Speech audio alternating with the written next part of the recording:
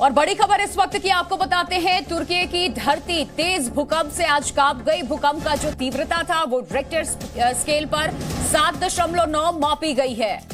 ये भूकंप दक्षिण तुर्की के पास गाजियानटेप के पास आया है। भूकंप में 53 लोगों की मौत हुई है। तुर्की के भूकंप में 86 लोग घायल हो गए हैं। तो भूकंप के कारण कई जगह पर भारी तबाही हुई है, उसकी तस्वीर आपके सामने। भूकंप के झटकों से इमारतें गिर गईं और मलबे में लोग फंसे हुए हैं। मौके पर रेस्क्यू ऑपरेशन जारी है। भूकंप के झटके करीब 1 मिनट तक महसूस किए गए। इस भूकंप का केंद्र जमीन के 10 किलोमीटर नीचे था। तेज झटकों से किस तरह से इमारतें ढह गई, ये तस्वीरें आपके सामने हैं। भूकंप से कई जगह पर भारी तबाही हुई है। भूकंप के बाद की स्थिति इन तस्वीरों के जरिए आप समझ सकते हैं।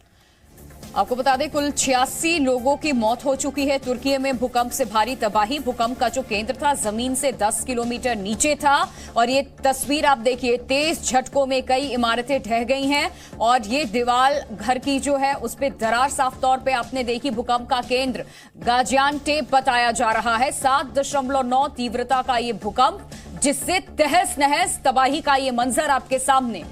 तुर्की की धरती तेज भूकंप से कांप गई। भूकंप की तीव्रता रिक्टर स्केल पर 7.9 रही। यह भूकंप दक्षिण तुर्की के पास गाजियानटेप के पास आया है और भूकंप में 53 लोगों की मौत और 86 लोग घायल हुए। ये तस्वीर देखिए आप, किस तरीके से सब कुछ, जब भूकंप के तेज झटके यहाँ पर आए तो हिलने लग गया। घर में दीवार और जो सामान रखे हुए थे वो नीचे गिरने लगे। अफरा तफरी लोगों में मच गई और यहाँ जो भूकंप की तस्वीरें सामने आई हैं तबाही की, वो इस वक्त आप देख रहे हैं। तुर्की में ये भूकंप से बड़ी तबाही हुई है और आपको बता दें, सुबह 4:17 पर भूकंप यहाँ महसूस लोगों ने किया। पूरा जो तुर्की है वो भूकंप के तेज झटकों से कांप उठा। उसकी तस्वीर इस वक्त आपके सामने है और भूकंप का केंद्र जमीन के 10 किलोमीटर नीचे बताया गया।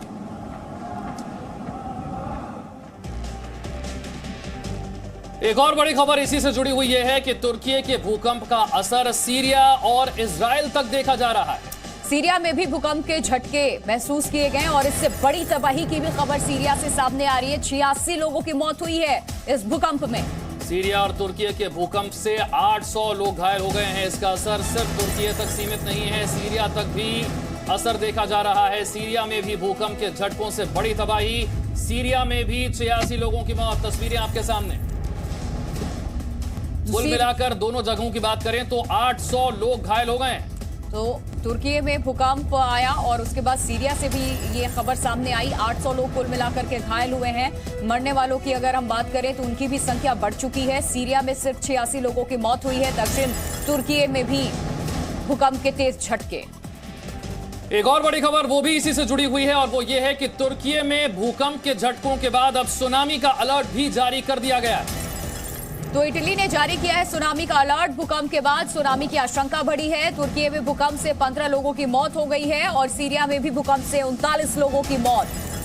यानी कि अभी तो भूकंप से ये तबाही हुई है, अगर सुनामी आती है तो ये नुकसान, ये तबाही इससे भी कई गुना ज्यादा बढ़ सकती है। लेकिन अभी ये सिर्फ आशंका है। फिलहाल तो सीरिया और तुर्की भूकंप से ही जूझ रहे हैं। भूकंप के झटकों के बाद जो तबाही है वहां पर इस वक्त रेस्क्यू ऑपरेशन चलाया जा रहा है और इमारतों को खाली करवाया जा रहा है। लेकिन इसी के साथ सुनामी का अलर्ट जारी कर दिया गया है, आशंका जाहिर की गई।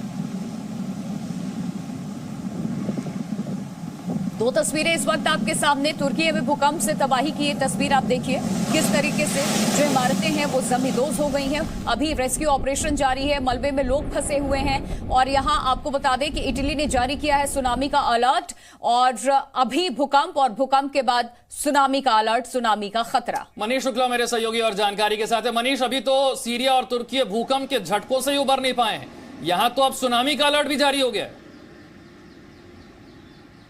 देखिए विशाल, बिल्कुल, जब अर्थक्वेक काफ़ी पावरफुल आते हैं तो सुनामी के हमेशा अलर्ट आते हैं, सुनामी का खतरा होता है क्योंकि इसका जो इम्पैक्ट है वो सी में भी होता है और वाटर की जो सी की वेव्स हैं वो काफ़ी एक तरीके से राइज करने लगती हैं, जिससे जो कोस्टल एरियाज़ हैं उनमें बहुत बड़ा खतरा होता है। भारत में भी इस तरीके के सुनामी अलर्ट पहले जारी हुए थे। और आप मत भूले विशाल की जापान में जब अर्थक्वेक आया था तो किस तरीके से समुद्र की लहरें पूरे आप ये कह सकते जापान के बड़े हिस्से को उन्होंने डुबो दिया था, और अर्थक्वेक से ज़्यादा नुकसान सुनामी से हुआ था। यहाँ अगर हम दोबारा बात करें टर्की की, तो देखिए जब भी सुबह के वक्त अर्थक्वेक आता है तो वो ज़्यादा डेंजरस होता है, क्योंकि लोगों को पता नहीं चलता है। दिन में जब अर्थक्वेक आता है तो लोगों को एहसास होता है, वो घरों से बाहर निकल जाते हैं। यहाँ पर टर्की, सीरिया जैसे जगहों पे यही हुआ। सुबह 4 बजे के करीब ये अर्थक्वेक आया, लोग सो रहे थे, लोगों को अंदाज़ा नहीं था, और कई बिल्डिंगें गिरनी शुरू हो गई। और जब तक लोग समझ पाते हैं तो उसमें कई लोग ऐसी बिल्डिंगों में फंस गए हैं। अभी भी पूरी तरीके से जो रिपोर्ट्स हैं वो अभी तक नहीं आ पाई। झटके को महसूस किया गया है और सुनामी का भी अलर्ट जारी किया गया। शुक्रिया आपका।